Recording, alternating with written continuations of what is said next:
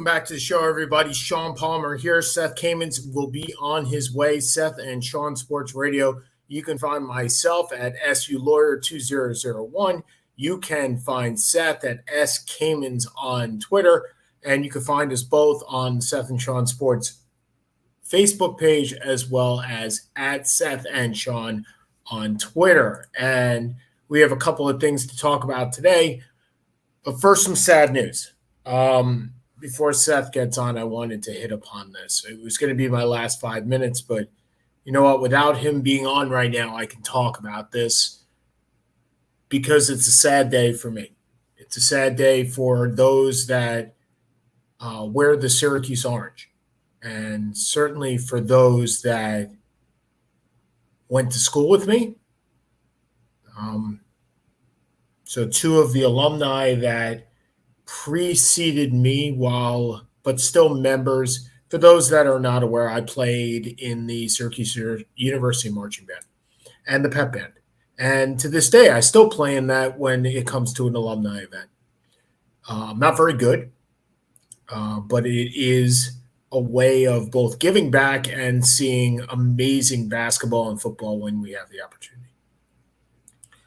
And when I was going to school, I was a member of Kappa Kappa Psi, still am, a brother in good standing with that fraternity. They are the service fraternity for the bands. And one of our founding brothers, Mark Perlowitz, at age 57, I believe, passed away a couple of days ago. And, you know, we talk about sports, and we talk about heroes, and we talk about people that, given that the fact that I'm 46 years old, Seth's also 46, and that some of those people are now passing away.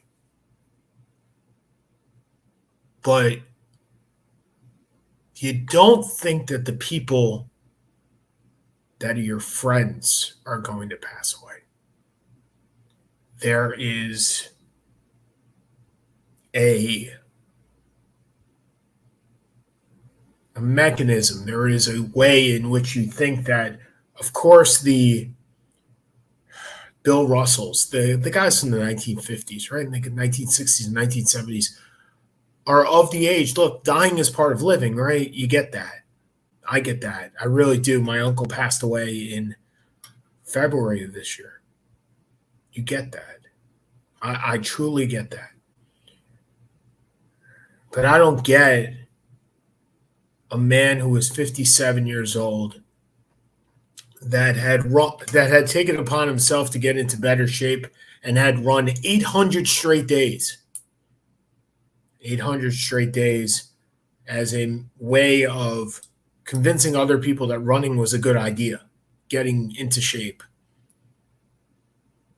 And he passes away.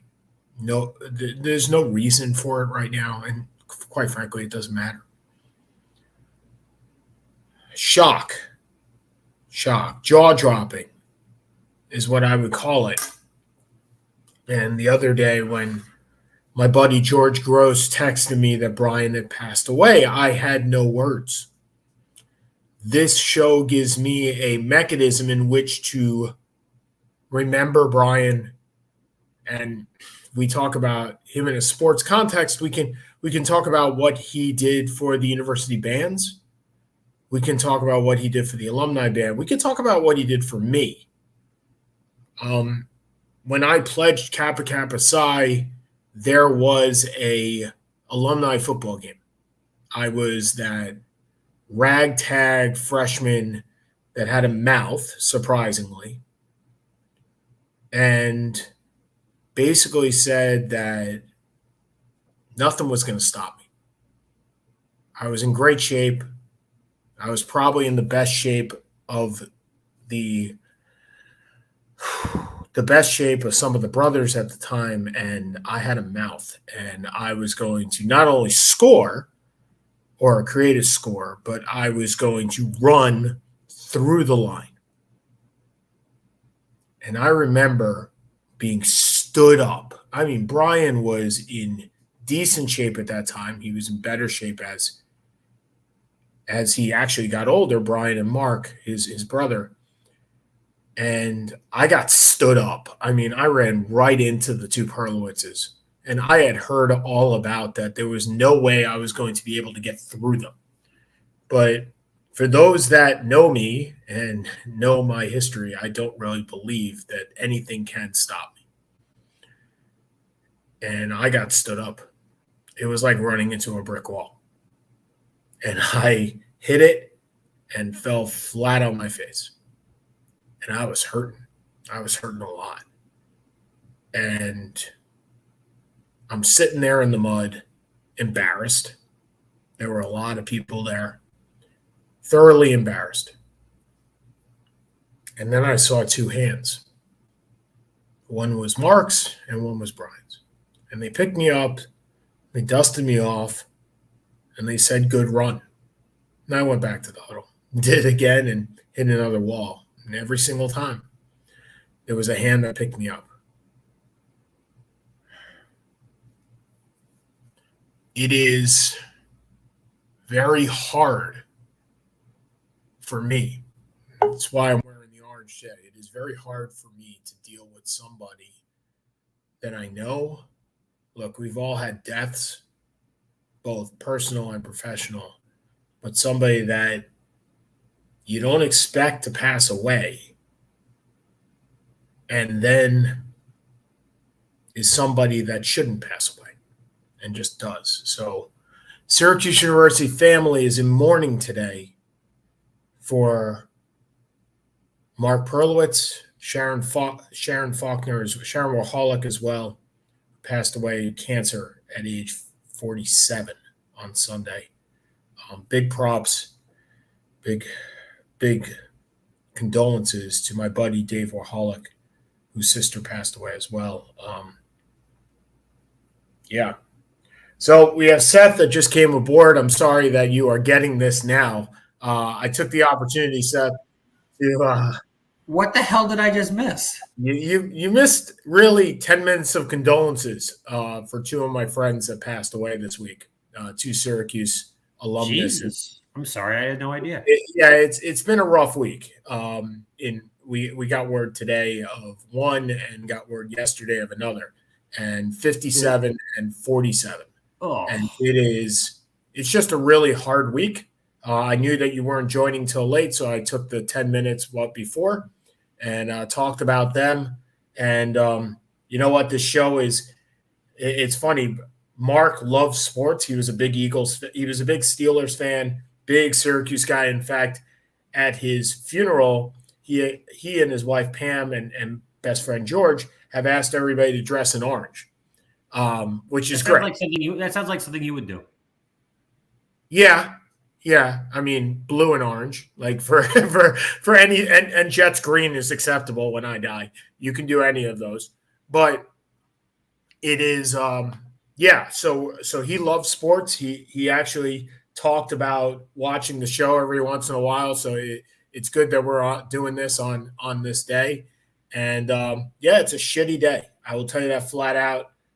It's really hard to tell friends of yours that knew him and knew her that they're no longer with us. But we send our condolences out to Pam and George and the rest of the Perlowitz family.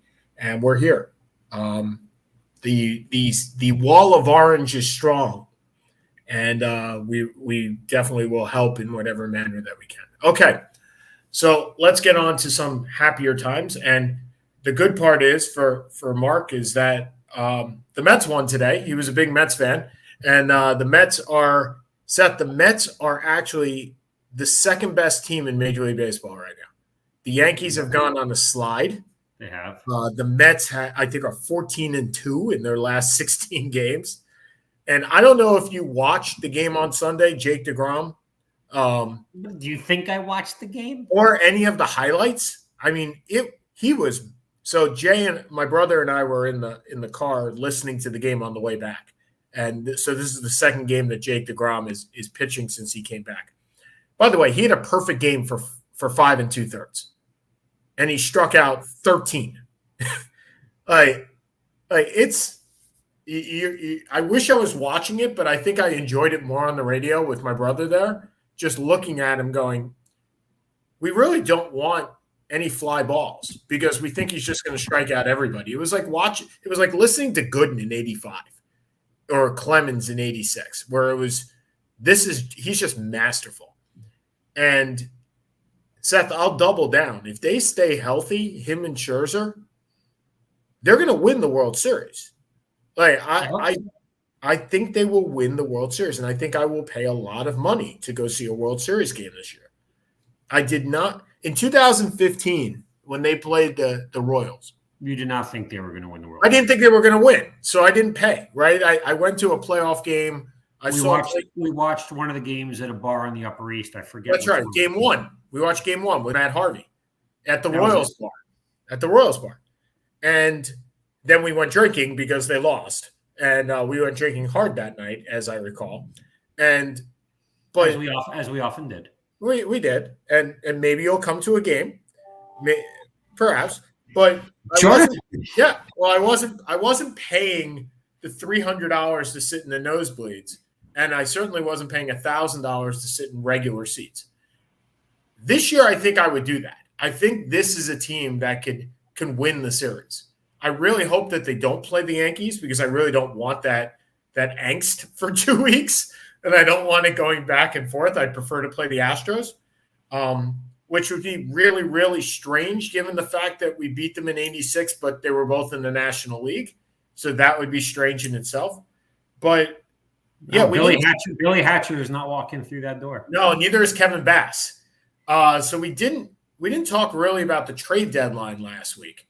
We kind of glossed over that with Bill Russell and Vince Scully.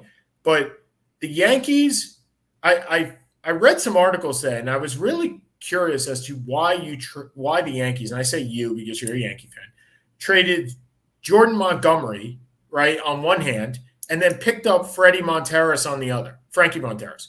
But I read an article today that explained it to me, which was surprising. So the Astros only have two righty hitters in their entire lineup. And Montgomery was a lefty. So what they did was they basically swapped Jordan Montgomery for Frankie Monteris, who's a righty. So if they play the Astros, they have a better matchup if they were going to play the Astros in the championship series. It made sense to me. The whole trade doesn't make sense to me. It makes no sense. Well, you have Aaron Hicks has done what? Nothing, right? So if you're not going to have a center fielder that can hit, you might as well have one that fields. And I understand that Aaron Judge is playing a decent center field. I get that. But Aaron Judge is not a center fielder, right? No, he's not. So if Harrison Bader comes back in September and plays center field, legitimately plays center field, and you could put Judge in right and Bettinelli in left and DH Stanton, that is a much better defensive team than any other way. So Bader is an incredibly good defensive player. Yes. So this was an eye for the postseason. This certainly wasn't an eye for now. They have an 11-game lead. They don't have to. Well, they said the same thing in '78, but they hopefully they were not the team that said the same thing in '78. Right. Sorry, the Red Sox said in '78. But the fact is, you hope with an 11-game lead on August 10th that you probably don't have to worry about losing the division. But they have had a really bad couple of weeks. They've looked awful. And their pitching, I mean, forgetting Cole getting crushed the one game, I mean, that's the once in a year anomaly. But Taylor hasn't looked good. Severino is on the 60-day DL and not happy about it. Taylor hasn't been great. So they're 3-7 in their last 10. Yeah. They still have a run differential of 205, which is off. Yeah, I'm not overly like they're going to hold. They're most likely going to hold the division. But here's the concern, Seth. They're 41-15 at home. They're 30-25 away. They're barely a 500 team away. And right now, they are tied exactly tied 71-40 with the Astros for best record in the American League. So who has the best record? Who has the best record of the majors? the Dodgers. Dodgers is 76-33. But second is the Mets at 73-39. That would be an incredibly fun NLCS. So the Mets have gone 8-2 in their last 10. And I think they've gone 12 or 14-2 in their last 16. Like they are. How much are they winning the division by now? About 6.5? 7.5. Yeah. 7.5. And if you want to look at why, and we'll get back to what the Yankees are doing, but if you want to look at why the Mets are winning, it is very simple. It's pitching. It is pitching, and pitching. Like it is. So, and some of these stats look like they are cartoons, right? I mean, you look at what Edwin Diaz has done. 45 innings, 91 strikeouts. So two strikeouts per inning, right? A whip of .86 and an ERA of 1.39. You look at Max Scherzer, 95 innings, 120 strikeouts, a whip of .90 and an ERA of 1.98. Is he the favorite for the Cy Young? I don't know because look at Chris Bassett. So Scherzer is 8-2. Chris Bassett is 9-7, which is ridiculous. But he has a 1.12 whip and 129 strikeouts in 130 innings. And then Carrasco is 13-4 with 123 strikeouts in 124 innings. Like, I know wins don't matter as much anymore, but Carrasco's 13-4 with a 1.28 whip. Now, Scherzer has been absolutely dominant. And then, of course, let's bring on, Jacob Degrom, who in two starts, 10 innings, 18 strikeouts, and a .47. Yeah, it does. Look, it does have a feel similar to the 01 Diamondbacks, where you had the one Hall of Famer and the guy who pretty much talked himself. The two Hall of Famers. The two should be Hall of Famers. Yeah, I mean, and you really didn't have a hell of a lot else. And that was enough. The Mets have a hell of a lot else. Well, that's the thing. Well, the Mets are also playing better competition. The Yankees were at the end of their prime. National League was not. I don't remember the National League being great that year. No, you're right. I mean, the Dodgers are going to win 100 and some odd games. I don't think anyone wants to play the Padres if they can make the playoffs. Nobody wants to play the Padres. That's right. You can't. I mean, not with that lineup. Well, but the thing is, with the third wild card now, the Padres are probably going to make the playoffs. Yes. If you look at what the wild card standings are today, and granted, ladies and gentlemen, this is about 9 minutes of baseball, which is more than nine more minutes than we've probably talked all year. So I'm really happy to be talking baseball here. The wild card in the American League is Toronto, Seattle, and Tampa is timed with Baltimore, which I love. I want Baltimore in. I want Baltimore and Seattle in. Remember, Seattle hasn't made a playoff since 2001. Right, exactly. Since the 116 win game. Ichiro's rookie season. Yep. And then in the National League, it's Atlanta, Philly, San Diego, who are a half a game up on Milwaukee and 6 games up on San Francisco. So San Diego's right now in the ball. Yeah, but Milwaukee's going for the division. They're in a virtual tie. I think they're in a virtual tie. They are, they're a half a game out. Yep. So it's St. Louis or Milwaukee. It's one of the two of them. And look, the East is where they are because they're beating up on Miami and beating up on the Nationals, right? They're the two worst teams in baseball. Nationals, for all intents and purposes, are the 1997 Florida Marlins. Yeah. They won their title. They got rid of everybody that they can. And now they're, for all intents and purposes, a minor league team. Right. And now you're looking at the American League East and you're saying WTF, right? Because you have the Yankees at 71 wins, Toronto at 60, Tampa Bay at 58, Baltimore at 58. But the best number is Boston at 54. Right, but that's what I'm saying. And the last month, they are just going to beat the crap out of each other. So it's a matter of whether the Guardians and the Twins can make a run. Right now, they are in a tie for the Central. Remember, right, they get the White Sox. And the White Sox are right there also. Right, but they get to beat up on Kansas City and Detroit.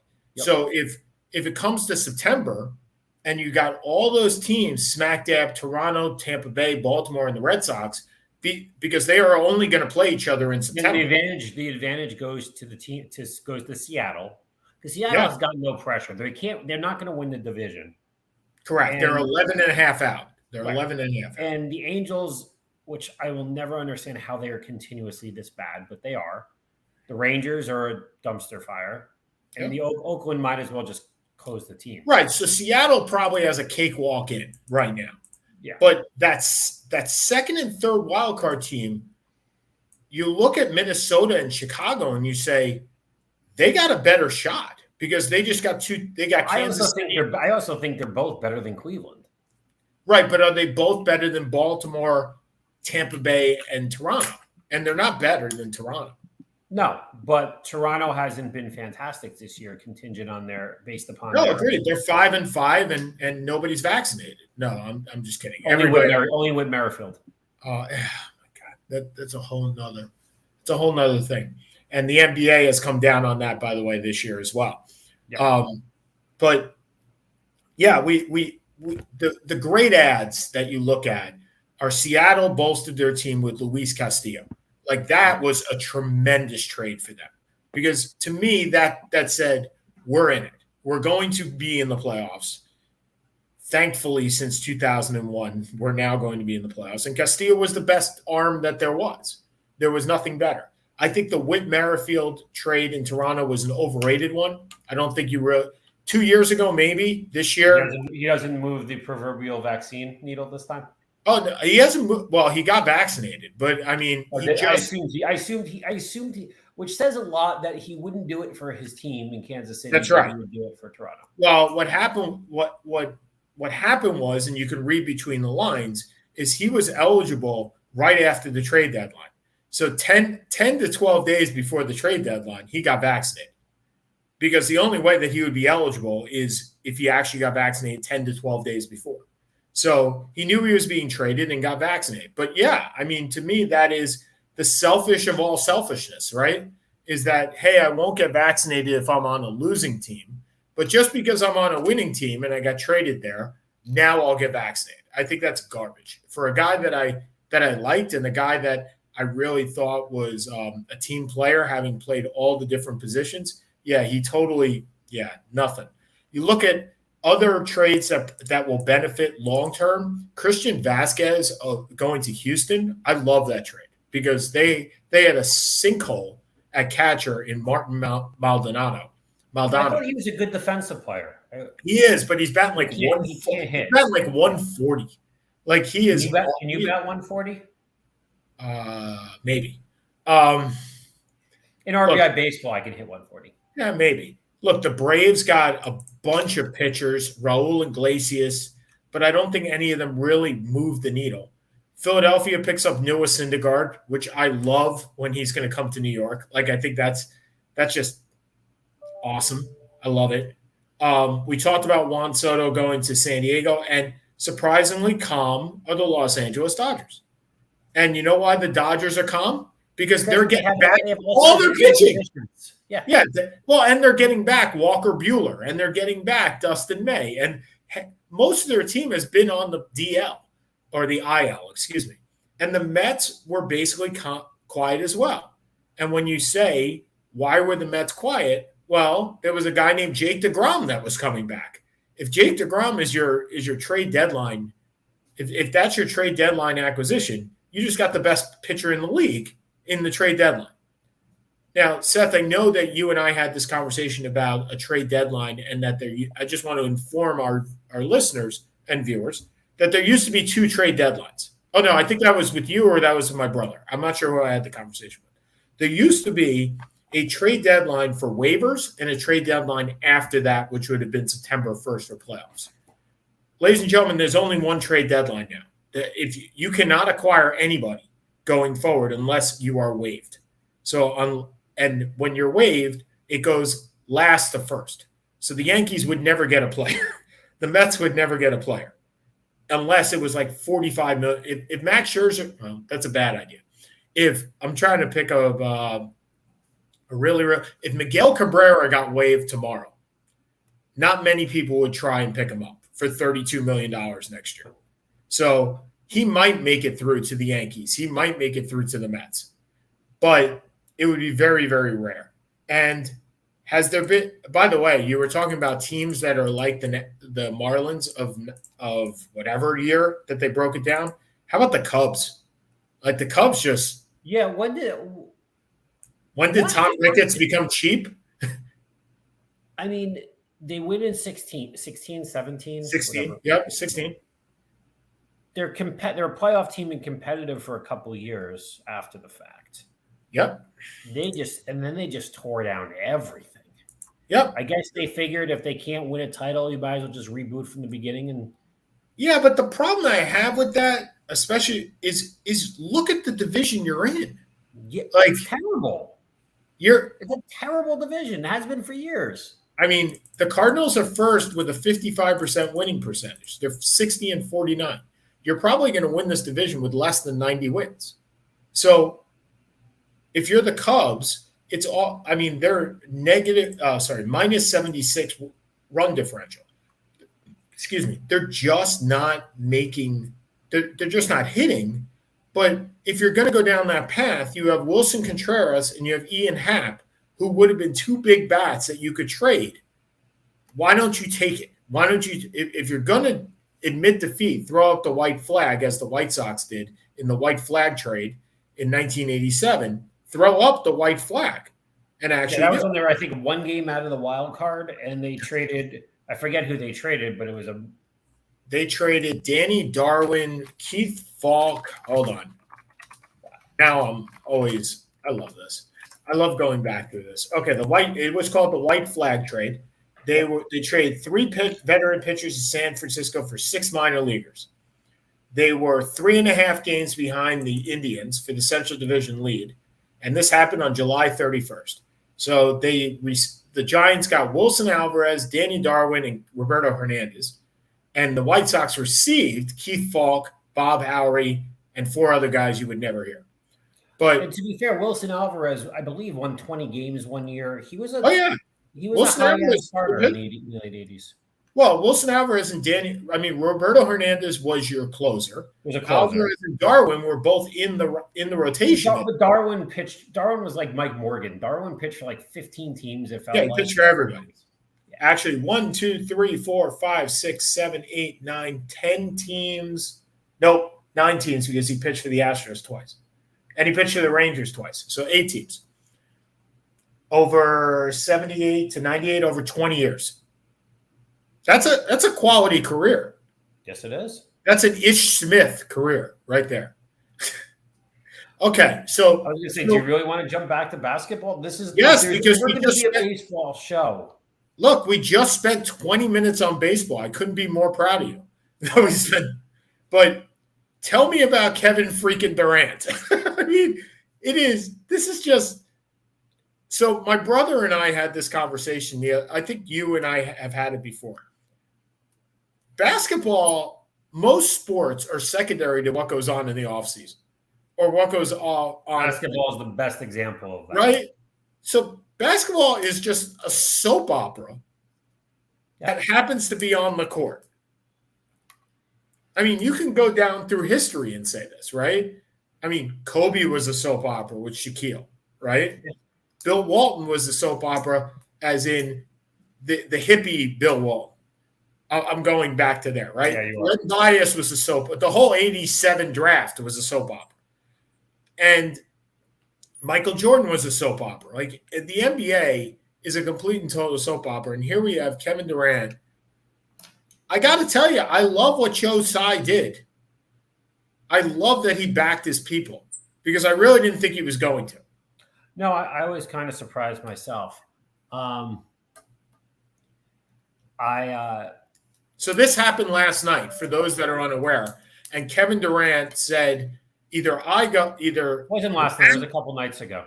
Oh, either management goes, which is Steve Nash and Sean Marks, or I go. And I'm kind of like, all right, well, in the past, it's always been management goes, right? Because players are the ones that make the team. But the thing is, if Cy had done that, where would that end? Right? I just don't see how. And especially since Durant's the one that wanted Steve Nash there in the first place. Yeah, I mean, the problem you have is, it's the Davey Johnson, or the Bill Parcells. You can't make the if until you bring in the groceries, you can't make the complaint. He brought in Kyrie. Nets didn't really want Kyrie. He brought in DeAndre Jordan. Nets didn't really want DeAndre Jordan. He wanted Kenny Atkinson fired. Nobody wanted Kenny Atkinson fired. He wanted James Harden. They traded all their young players to get James Harden. Where is where is his responsibility in this? And because he's Kevin bleeping Durant, he never has to take any responsibility. I don't care if he holds out. I don't care what you do with Durant at this point, because you're not winning a title anyway. And you've lost all your draft picks for the rest of the decade.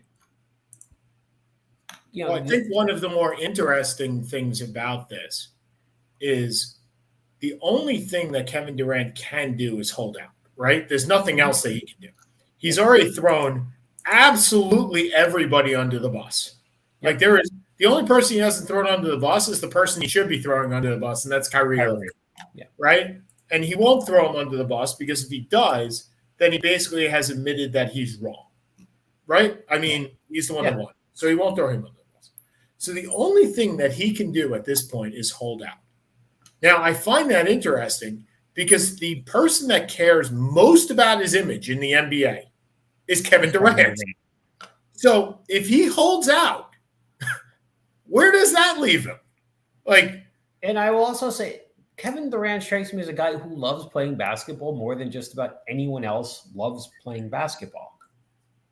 I mean, more than so. I don't look at Kyrie and say this is a guy who loves playing basketball. Kyrie obviously doesn't. I mean, now look, the Kyrie made the comments last night that he hated Nash and he hated Marks.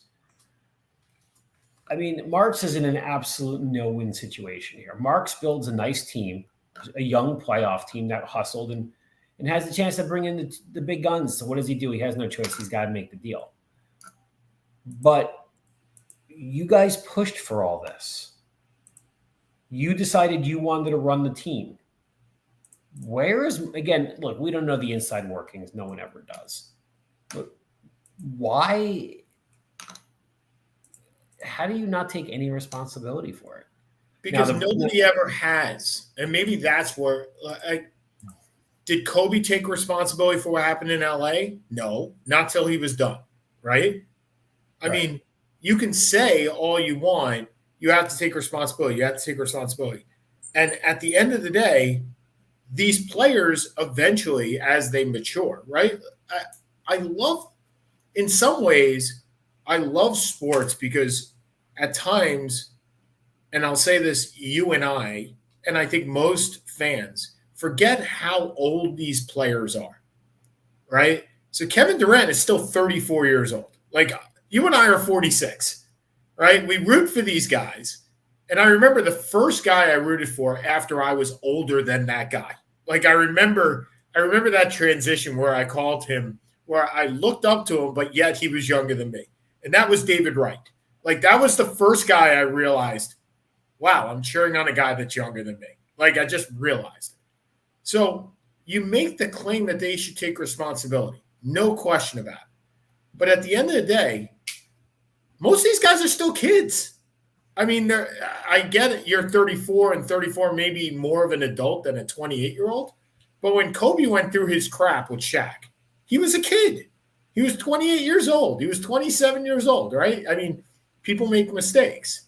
If you're 34, you're still making mistakes. Definitely, hopefully, different mistakes than you make when you're 46. And when Kobe retired and he was 42 years old, he then said, yeah, my bad, right? I'm the one that screwed up all that with Shaq, right? Yeah. And I think sometimes, not you, but you, the collective, forget that these are still young kids or younger. Well, first of all, I don't know if I consider 34 a young kid. Okay. And second of all, I think you're also missing the point, and they've never had to take responsibility for anything. Right. Well, that's true too. Because they've been coddled as a basketball player. I mean, I don't know about family life, but they've been coddled as a basketball player from literally the time they're 12 years old until now. And when you're told, like Kobe Bryant, that you're one of the 3 or 4 best shooting guards of all time, and when you're Kevin Durant and you've been the number 2 player in the league for 10 years and you've won an MVP and you've won a couple titles and you've made $1 zillion, who's going to have the balls to tell you you're wrong and you're not handling this correctly? That's right. That's right. And part of it stems from AAU basketball, right? Some of it stems all the way up as you are a spoiled athlete. And look, I follow Etan Thomas went to Syracuse. I'm an incredible fan of Etan Thomas and what he does. And he's a writer. He's a poet. He's a wonderful writer. He is a wonderful writer. But the one thing that he continually says, both on Facebook and his blog, is, hey, parents, like, have some balls, right? Make sure your kid is responsible. Make sure your kid takes ownership of the decisions. Make sure that while you are not a helicopter parent, you are involved with your kids. And don't let your kids become spoiled, because at some point they're going to be told no. And you're right. Like I do to my kids every day, and they're still spoiled as hell. Right. Well, and look, and I've just spent the last 10 days with parents with kids, right? I mean, I've seen it firsthand. And as I said in our intro, when I was talking about Mark Perlitz, I had a mouth on me as a kid. Like, you could tell me no, and I'd say why, right? I mean, it was just who I was. But why is better than the word no. It certainly is. You should always know why you're being told no, rather than just fighting it. And I'm not sure, as you said, I'm not sure that any of these athletes have ever been told no. And that's unfortunate. That's unfortunate. Okay, so how do you think this winds up? Because I think Cy just lets him rot at this point. And I hope. And here's the thing, Seth. Another thing I learned, I think, reading some column, I think on The Athletic, but I can't tell you where it was from. Next year, the Rockets have a swap. They don't get the pick. So if you traded at this point Kyrie for Russell Westbrook, okay, just hear me out here. You trade and then you buy out Westbrook and you let Kyrie and you let Durant sit for as long as he wants to sit, and you bottom out, you're still going to get a top 10 pick because it's a swap with the Rockets. The Rockets aren't going to the playoffs this year either. It's not an outright give. So if you're Joe Tsai, to me, sure, Kevin, you want to sit out? First of all, your reputation goes out the window, which you care so much about.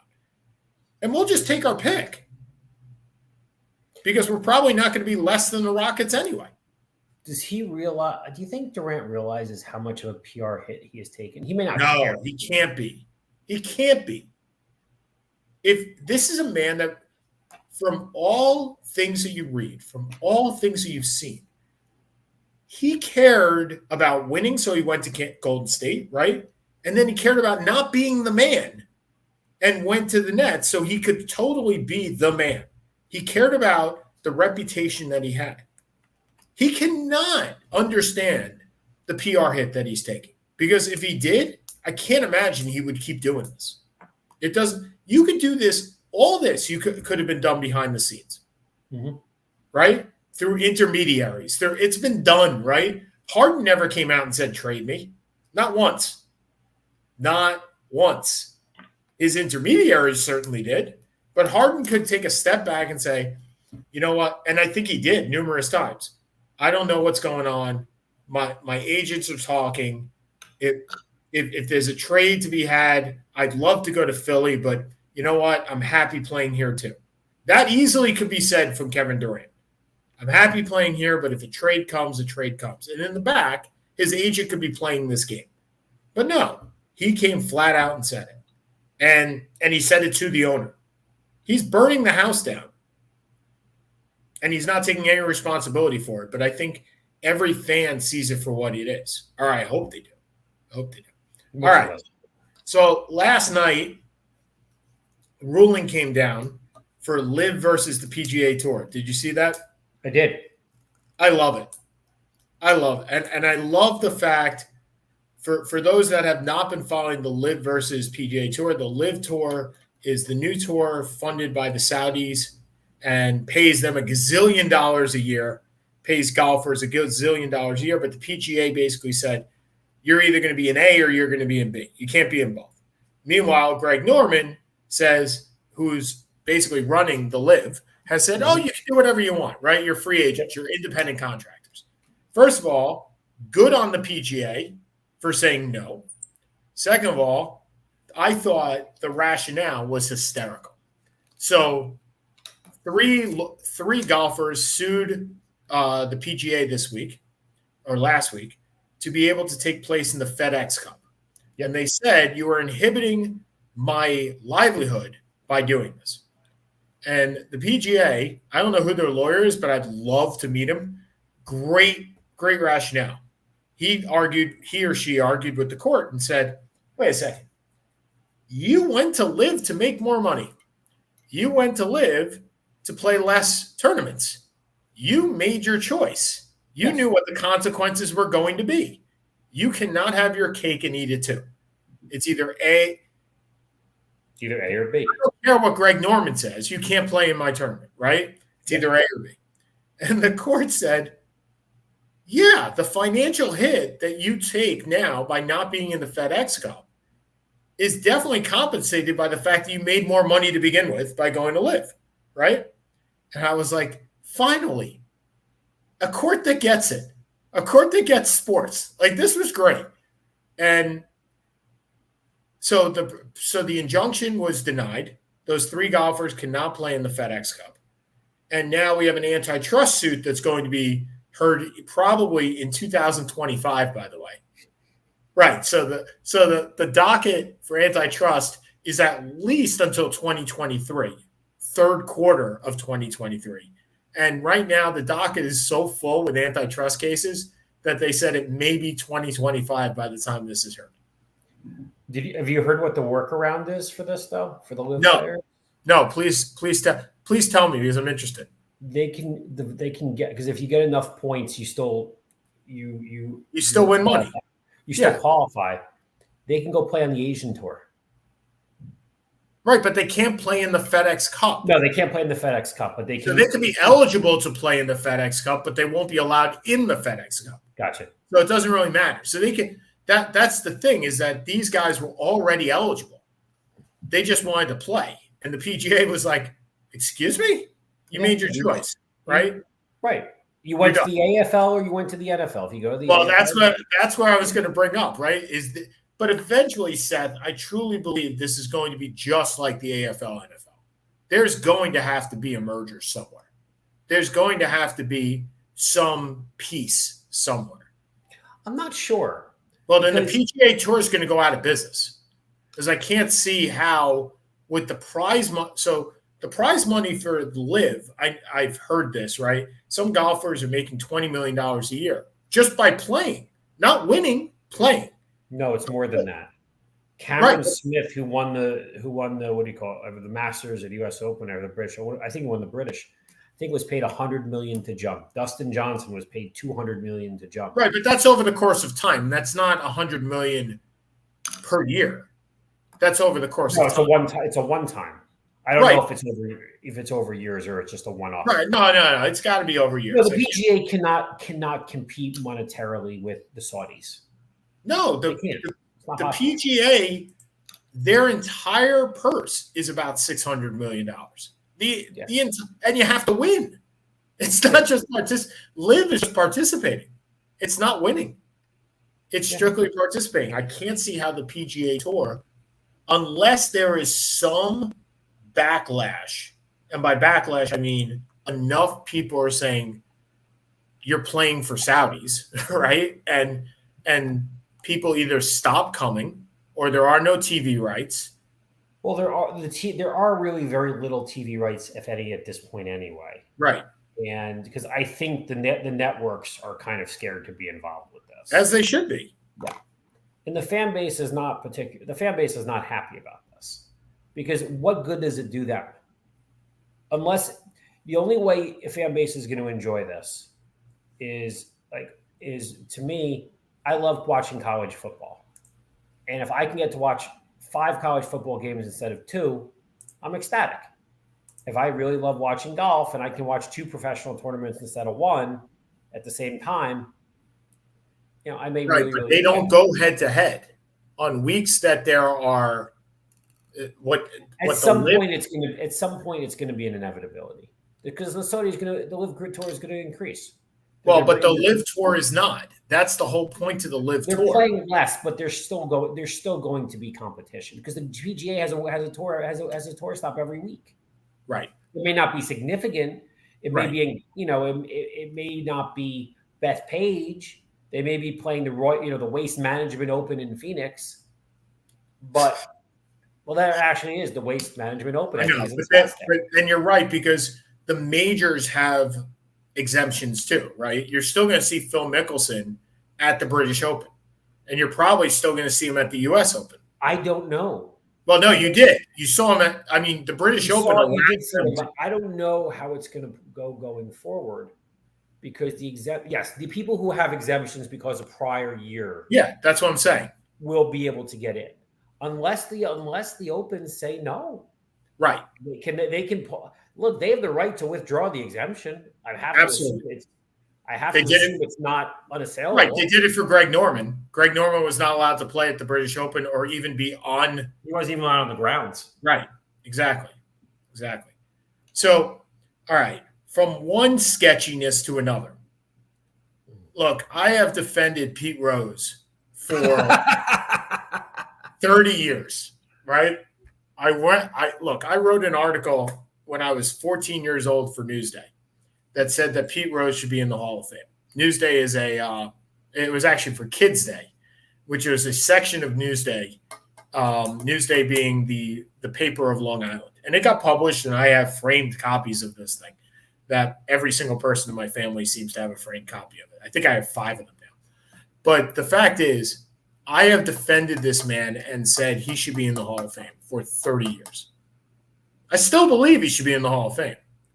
But what a scumbag. I can't defend the man as a man anymore. Like, I'm done. I'm done with this. So Pete Rose was allowed on the grounds of Citizens Bank. Citizens Bank to celebrate the 80 Philadelphia Phillies championship team.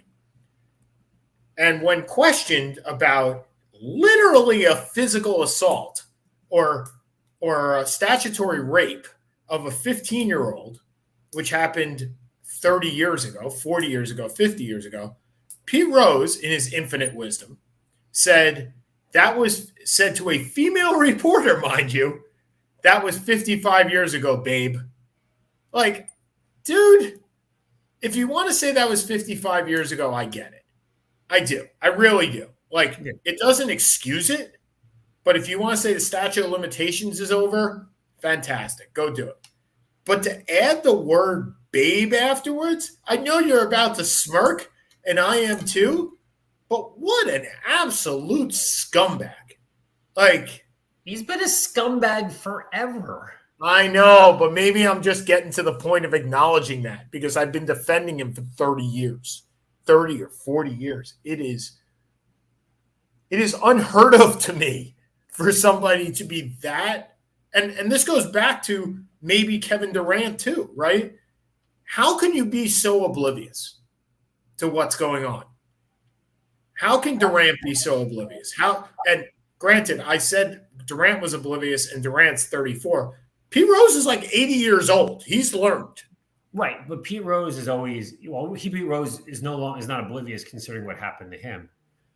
But But is he? Because he still says he never bet on baseball, right? So, I mean, he changes his tune every 2 seconds. Let's go from actually talking about someone not worth mentioning to someone who is really worth mentioning. Is this the Little League thing, which is amazing? Oh, no, okay. We'll talk about that in a second. The greatest female athlete of all time announcing her retirement yesterday. Actually, probably 2 of the 5 greatest female athletes of our generation announcing their retirement in the last month. Right? I don't know if I put Sue Bird there. If that's where you're. Okay, that's where I was going. But let's talk about Serena. You're absolutely right. So Serena Williams writes an article in either Marie Claire or Vogue I think it was Vogue. It was Vogue. And I read it. It was excellent. And, and said very simply, it's horrible that I can't continue. And if I was a man, I'd still be able to, because the woman would be able to manage this. But I cannot run these ventures and be a mom and be a tennis player at this point. Which is sad. Yeah. And I've evolved. And she said, I'm not retiring. It's not a retirement per se. I've just evolved past. And she said, she goes, I love playing it. I still love playing. Yep. And she is one of the 3 greatest tennis players of our lifetime. Female players. Look, for 4 or 5, now she has the longevity that Steffi Graf didn't have at that tier. And she also, Steffi Graf, who won the Golden Slam in '88, had a 4 or 5 year span that was incredible. Martina Navratilova was the greatest women's player of all time prior to that. I think Serena's the best of all of them. I think you can make arguments to the contrary. Martina, I think, went 82-2 one year. So let me bring this back to a second, because I think it's important for reflection. Is that Kareem Abdul-Jabbar was asked this week, and I think it absolutely goes to what you're saying. Kareem Abdul-Jabbar was asked this week, or 2 weeks ago, after Bill Russell passed away, who is the GOAT? And he goes, why does there only have to be one? Because you cannot compare eras. There could be a GOAT for every era. There could be a GOAT, and by GOAT is the greatest of all time. There could be a GOAT for every 20 years, every 10 years. Why does there only have to be one? And I think he's right in that, because you and I struggle to compare eras, right? Like, how do you compare Ohtani and Babe Ruth? Even though they basically are doing the same thing. Yep. How do you compare them? You can't. How do you compare Hank Aaron and Barry Bonds? You can't. How do you compare Michael Jordan and Bill Russell? You can't, even though we try, right? I mean, we put together a top 75, but we actually tried. You can't do it. You can't do it. So, to your point of Serena, certainly the best female tennis player of our generation. Hands down. Of this generation. Yeah, of the last 30 years. Hands down. It's not even close. Yep. She is the best. Now, if you want to go past that, sure, I'll put Steffi Graf, Monica Seles, Martina Hingis, and even past that, Martina Navratilova, Billie Jean King, and Margaret Court in that discussion. Now, you're surprised I even brought up Margaret Court. I know this. Margaret Court you brought up because she is the only person with more Grand Slams. No, I just and Billie Jean King. I mean, there are people, right? And then you have doubles with Venus and Serena, and you have Pam Shriver in there with Martina Navratilova. Okay, wow, you're pulling all sorts of women's tennis thing. This is as confusing as me talking baseball. But yeah, look, nobody is putting. Martinez Hingis had a wonderful run, which was cut short by. I mean, she was done by 22. Serena's 40 years old, and nobody's putting.